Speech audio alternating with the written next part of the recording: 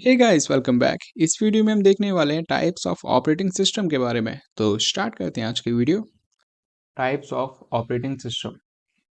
तो types of operating system में हमारे पास ये सारे ऑपरेटिंग सिस्टम आते हैं, जैसे batch operating system, multiprogramming operating system, multi processing operating system, multitasking operating system, network operating system, time sharing operating system, distributed operating system and real time operating system.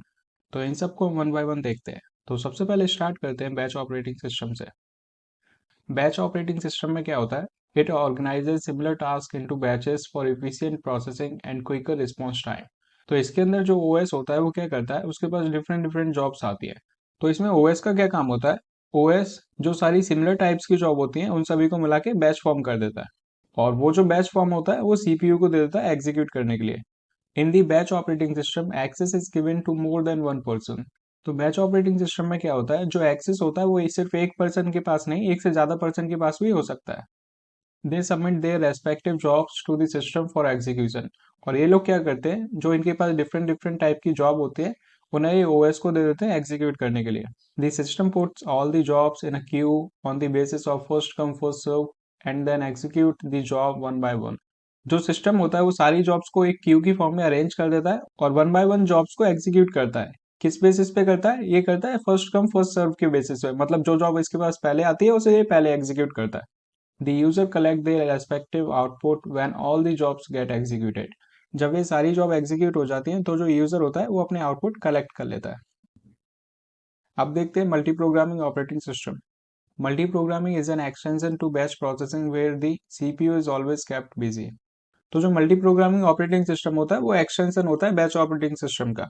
Batch operating system में क्या होता था, अगर कोई process execute कर रही है और उसके बीच में उसे इनपुट आउटपुट चाहिए, तो जितने टाइम वो इनपुट आउटपुट लेता है उतने टाइम जो सीपीयू होता है, प्रोसेसर होता है, वो वेट करता है कि प्रोसेस वापस आएगी और एग्जीक्यूट होगी।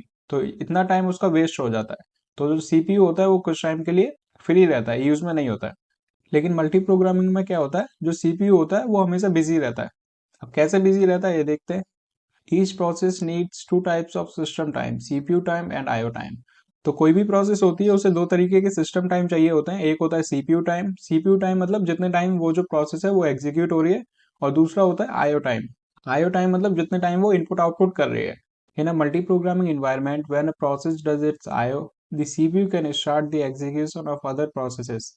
मल्टी प्रोग्रामिंग में अगर कोई प्रोसेस एग्जीक्यूट होती है और फिर वो इनपुट आउटपुट लेने चली जाती है, तो इसके बीच में जब प्रोसेसर फ्री होता है तो जो नेक्स्ट प्रोसेस होती है वो एग्जीक्यूट हो सकती है इतने टाइम के लिए, जब तक वो इनपुट आउटपुट लेके नहीं आ रही।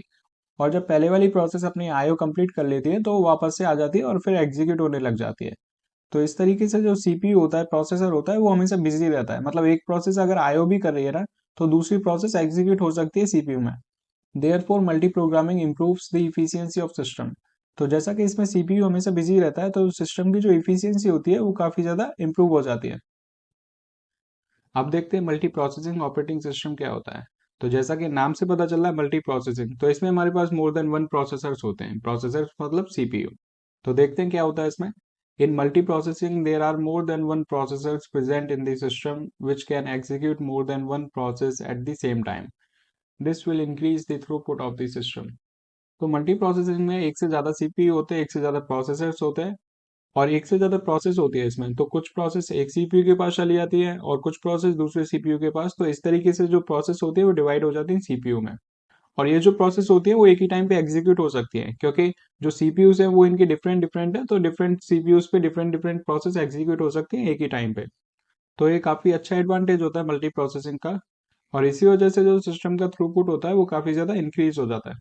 नेक्स्ट पॉइंट है, since several processors work concurrently more tasks are completed faster. इसमें जो डिफरेंट डिफरेंट प्रोसेसर्स होते हैं वो एक साथ काम करते हैं, तो इस वजह से जो टास्क होते हैं वो काफी जल्दी कंप्लीट हो जाते हैं। क्योंकि जो डिफरेंट डिफरेंट टास्क होते हैं वो डिफरेंट डिफरेंट प्रोसेसर्स पे चले जाते हैं और साइमल्टेनियसली सारे प्रोसेसर एग्जीक्यूट करते हैं, तो काफी जल्दी टास्क कंप्लीट हो जाता है। इसमें नेक्स्ट पॉइंट है, multiprocessing enhance the speed at which the system execute since task scatter the processors, minimising the waiting period for process. तो इसमें भी वही चीज दे रखी है, लेकिन इसमें एक पॉइंट अलग है। तो इसे भी देखते हैं। तो जो मल्टी प्रोसेसर होता है वो टास्क को डिफरेंट डिफरेंट प्रोसेसर्स में स्कैटर कर देता है, मतलब डिवाइड कर देता है। तो इस वजह से जो सिस्टम की इफिशियंसी होती है, जो स्पीड होती है, वो काफी ज्यादा एनहेंस हो जाती है। और साथ में ये क्या करता है, और ये मिनिमाइज करता है वेटिंग पीरियड प्रोसेस के लिए। मतलब जो प्रोसेस होती है उसे काफी कम वेट करना पड़ता है अपने एग्जीक्यूट होने के लिए। और ये कम वेट इसीलिए करना पड़ता है क्योंकि इसमें एक से ज्यादा प्रोसेसर्स होते हैं, और जब डिफरेंट डिफरेंट प्रोसेसर उन्हें एग्जीक्यूट करते हैं तो जो प्रोसेस का वेटिंग टाइम होता है वो काफी कम हो जाता है। इसके बाद नेक्स्ट पॉइंट है, if one processor is faulty the other will continue running, hence enhancing system reliability. अगर मल्टी प्रोसेसिंग में एक सीपीयू खराब भी हो जाता है तो भी जो सिस्टम होता है वो वर्क करता रहता है, क्योंकि इसमें हमारे पास एक से ज्यादा सीपीयू होते हैं। तो डेफिनेटली जो टास्क होते हैं वो दूसरे जो सीपीयूस होते हैं वो परफॉर्म करते हैं। तो इस वजह से जो मल्टी प्रोसेसिंग ऑपरेटिंग सिस्टम की रिलायबिलिटी होती है इंक्रीज हो जाती है। अब हम देखते हैं मल्टीटास्किंग ऑपरेटिंग सिस्टम क्या होता है। तो जो मल्टीटास्किंग ऑपरेटिंग सिस्टम होता है इसमें हमारे पास एक ही सीपीयू होता है, एक ही प्रोसेसर होता है, लेकिन जो ये सीपीयू होता है वो डिफरेंट डिफरेंट टास्क परफॉर्म कर सकता है। तो इसे देखते हैं।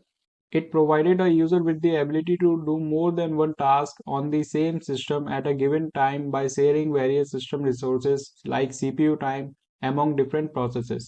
तो जो मल्टीटास्किंग ऑपरेटिंग सिस्टम होता है वो क्या करता है, वो यूजर को एक एबिलिटी प्रोवाइड करता है कि आप एक से ज्यादा टास्क एग्जीक्यूट करा सकते हो। और ये ऐसा कैसे करता है, ये ऐसा करता है by sharing various system resources. मतलब जो सिस्टम के रिसोर्सेज होते हैं उन्हें शेयर कर देता है टास्क के बीच में।